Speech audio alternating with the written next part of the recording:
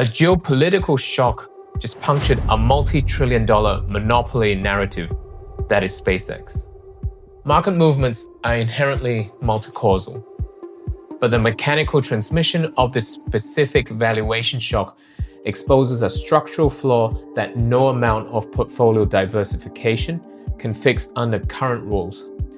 We are watching a theoretical financial risk play out in real time. A Chinese reusable rocket recently executed a successful net capture landing. It is a direct, existential challenge to SpaceX. The market reaction has been brutal. The stock is crashing. But the stock crash is just a tech story. The reason this is a retirement story is because of an invisible regulatory mechanism you have probably never heard of. Here is exactly how a rocket landing in another country is having adverse effects on Australian retail superannuation funds. You are probably thinking that a distant tech crash has nothing to do with your local retirement account. Turns out, it has everything to do with it. The entire valuation was based on an AI play. The narrative that was SpaceX would launch AI data centers into space to satisfy an insatiable demand for compute power. But just because you can build them does not mean that the market will absorb them at these prices. Investors are actively selling off long-dated AI debt. They're experiencing growing fatigue over big tech's massive borrowing spree. This financial distortion is mirrored in the physical world. Billions are being diverted to energy and water-intensive AI data centers, starving the renewable energy transition of the patient capital it desperately needs.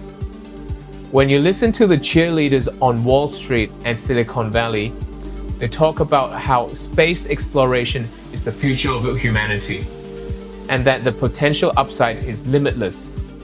It sounds brilliant in a venture capital pitch, but in the real world, it is a fundamental disconnect from reality.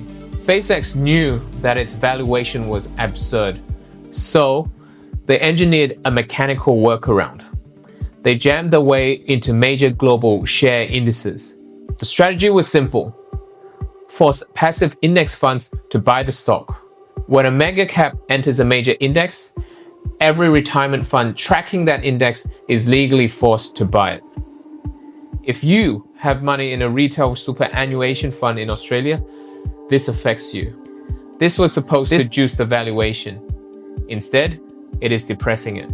Since entering the index, SpaceX share price has fluctuated wildly, and as of the time of recording this video, has tanked below the IPO price. The mechanical buying demand failed to prop up the artificial market. But here's the most dangerous part of this story. Right now, only a tiny fraction of shares are actually trading. The rest are locked up. But there is a staggered unlock schedule which starts on the 8th of August. By December, 40% of the shares will be freely floating. Early employees and insiders are sitting on massive unrealized gains. When these lockups expire, they will cash out. Everyday retirement accounts are the exit liquidity for this manipulation. But if you think that this manipulation is contained to venture capitalists, you are missing the fatal flaw in your own portfolio. This is where the tech crash meets Australian regulatory law. Because this company was fast-tracked into global indices, your retail super fund is structurally forced to hold it. Here is how the benchmark transmission trap works. Comment benchmark transition trap if you're still with me. Under the Your Future, Your Super legislation, super funds are judged on a strict performance test. They must compare their returns against a specific benchmark index. Index providers have a standing rule. A new IPO gets added to the major indices after a seasoning period of 1 year. In the case of SpaceX, though, an exemption was made. It was fast-tracked to be included on the 29th of June, just 17 days after its IPO date of 12th of June. because your super fund's international equity allocation is benchmarked against these indices, specifically the MSCI All Country World ex Australia Index, also known as MSCI ACWI. The investment manager must buy the stock the moment it enters the index.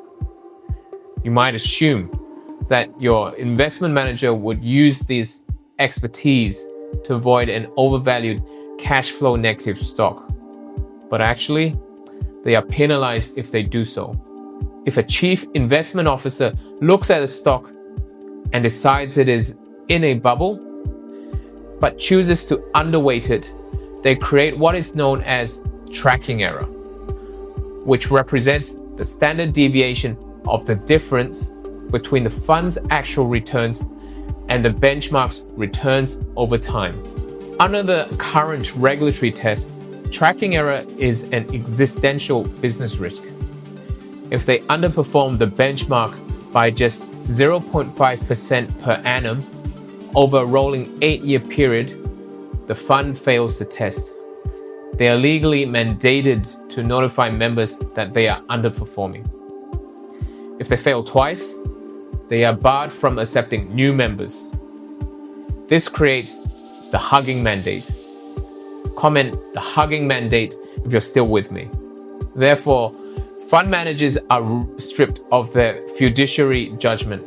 They're forced to blindly hug the index, even when it is crashing, just to pass a regulatory test.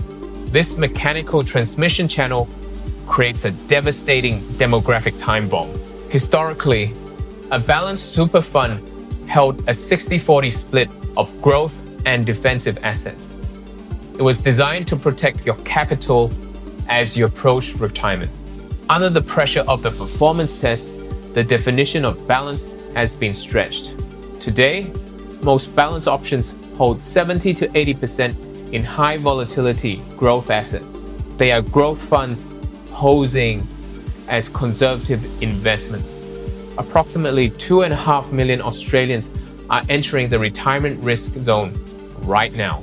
This regulatory failure disproportionately harms regional Australians, gig economy workers, and those without access to professional financial advice who rely entirely on default superannuation options.